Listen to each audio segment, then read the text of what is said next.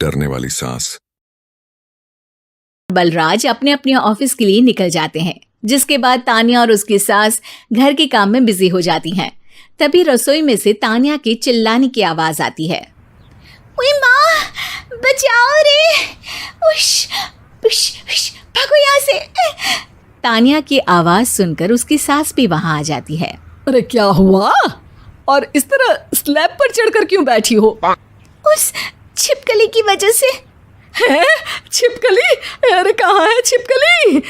ऐसा बोलते हुए तान्या की सास भी डर कर स्लैब पर चढ़ जाती है। अरे जब इन छिपकलियों को घूमने के लिए हमने दीवार और छत दी है, फिर ये हमारे घूमने की जगह पर क्यों उतर आती है?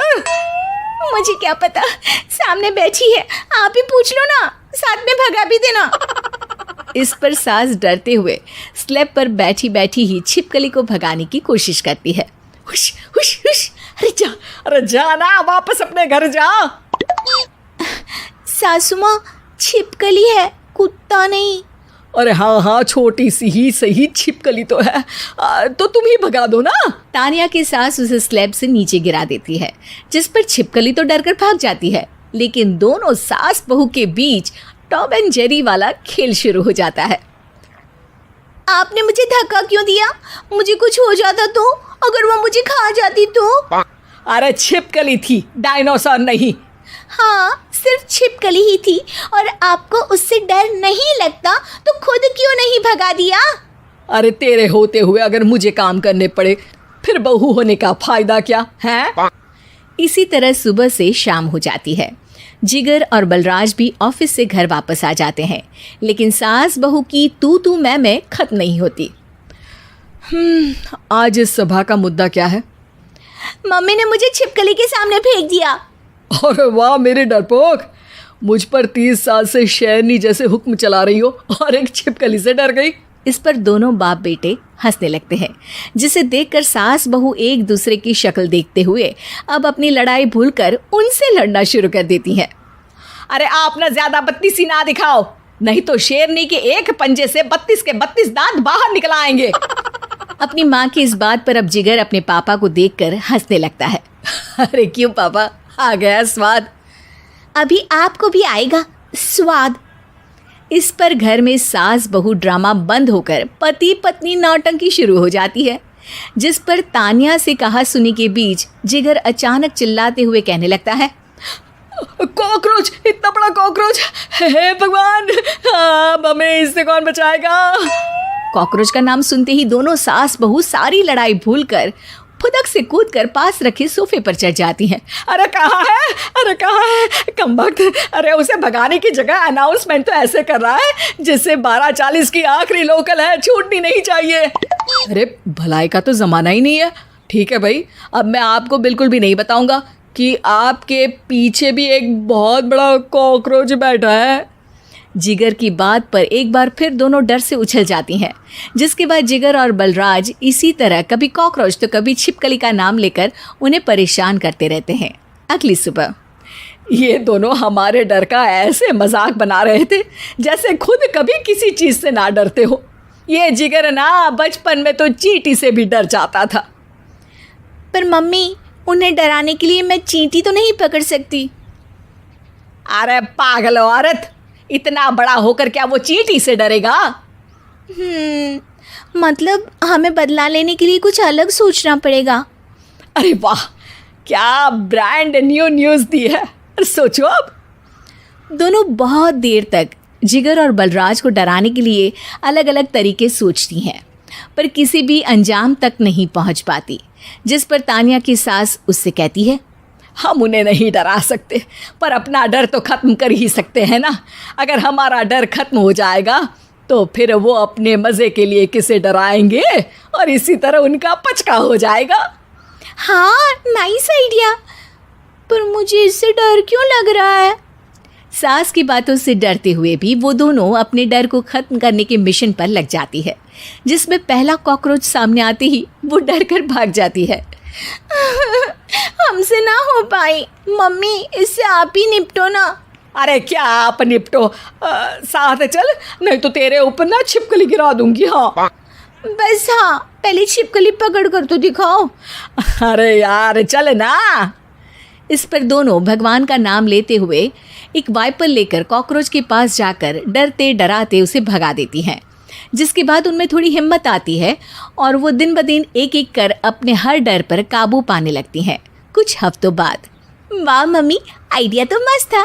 अब कॉकरोच हो या उसका बाप, मैं किसी से नहीं डरती। अरे शाबाश। और मैं छिपकली हो या उसका पूरा गैंग, सबके छक्के छुड़ा दूंगी। पर मम्मी जी, उससे पहले किसी को सबक सिखाना है। उसी रात जब बलराज और जिगर टीवी देख रहे होते हैं तो दोनों सास बहू प्लान बनाकर छुपके से उन पर नकली छिपकली और कॉकरोच फेंक देती हैं, जिसे देखते ही वो दोनों अपनी जगह से उछल खड़े होते हैं। अरे ओए माँ, छी ये छिपकली कहाँ से आ गई? ओह, अब इस कॉकरोच को मेरे ऊपर से हटाओ ना। अरे क्यों बेटे, कैसे माँ याद आ गई? जब माँ को डर लग रहा था तब तो बहुत खिल्ली उड़ा रहे थे। ससुर जी, कॉकरोच से तो हम जैसे डरपोक डरते हैं, फिर आज आपको क्या हुआ? दोनों हंसने लगती है, जिससे जिगर और बलराज को भी उनकी गलती का एहसास होता है।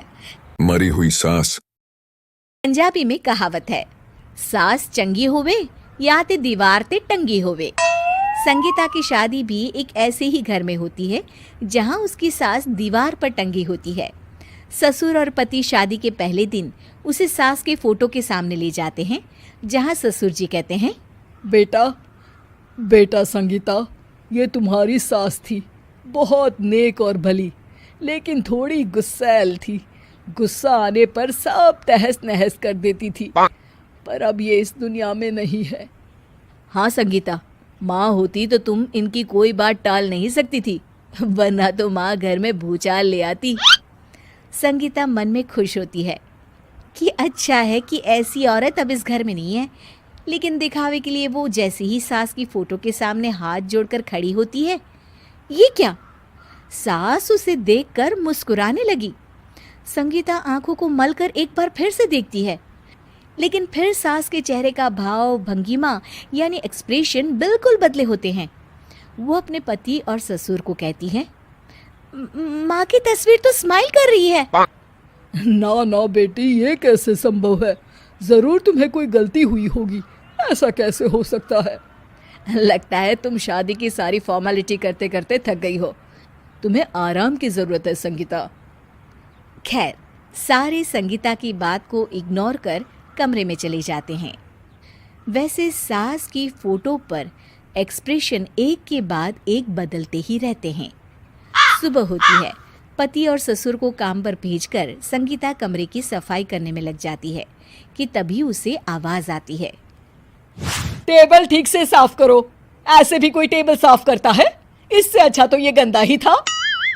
किसी औरत की आवाज सुन संगीता दंग रह जाती है और सोचने लगती है कि आवाज कहाँ से आई। आवाज को नजरअंदाज कर वो फिर से अपना काम करना शुरू करती है, लेकिन इस बार तो आवाज बिल्कुल उसके कान के पास से आती है। मेरा घर है ये, जब तक मैं थी चमका कर रखती थी, हर एक चीज शीशे की तरह थी। तुम्हें तो ना सफाई आती है ना कुछ पता है। क्यों तुम्हें मेरे घर की जिम्मेदारी दे दी गई है? पता नहीं तुम में मेरे बेटे को क्या दिखाई दिया। मैं होती तो एक से बढ़कर एक लड़कियों की लाइन लगा देती। अब संगीता को समझने में देर नहीं लगी कि ये आवाज किसी और की नहीं बल्कि उसकी सास की है, जो दीवार पर टंगी है। वो उसके पास जाती है और कहती है, नमस्ते सासू माँ, मुझे तो कल ही लग रहा था कि दीवार में कुछ काला है। वो दीवार नहीं, दाल होती है पगली। सही पकड़े हैं सासू माँ। तो क्या हो गया आपको जो आप यहाँ भी चैन से नहीं बैठी हैं? सुना मैंने आपका व्यवहार काफी गुस्से वाला था। चुप रह तू, ज्यादा बकर बकर ना कर। घर का काम करना तो आता नहीं, आई है मुझसे बहस करने। हाँ देखिए सासू माँ, मैं आपसे साफ साफ कह देती हूँ, मुझसे पंगा लेने की कोशिश मत करिएगा। तभी पीछे से संगीता का पति आता है। अरे संगीता, किससे बात कर रही हो? कौन है वहाँ? संगीता की सास की फोटो फिर से पहले जैसी हो जाती है। आपकी माँ से कह रही थी कि मुझे काम करना आता। अरे संगीता, माना सास के ताने हर बहू को अच्छे लगते हैं, लेकिन यहाँ तो माँ है ही नहीं। तुम तो फोटो से ही तुम भी लाजवाब हो संगीता।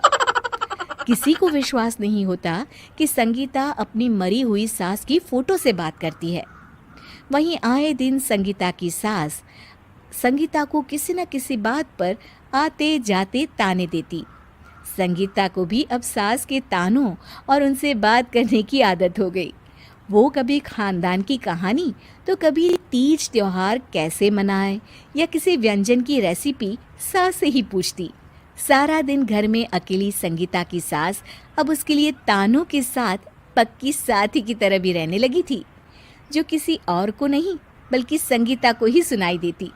तो देखा आपने, सास बहू का रिश्ता हर रिश्ते से ऊपर होता है, फिर चाहे वो खट्टा हो या मीठा। वीडियो अच्छा लगा हो तो लाइक शेयर सब्सक्राइब और कमेंट तो ज़रूर करें। धन्यवाद वीडियोस देखने के लिए।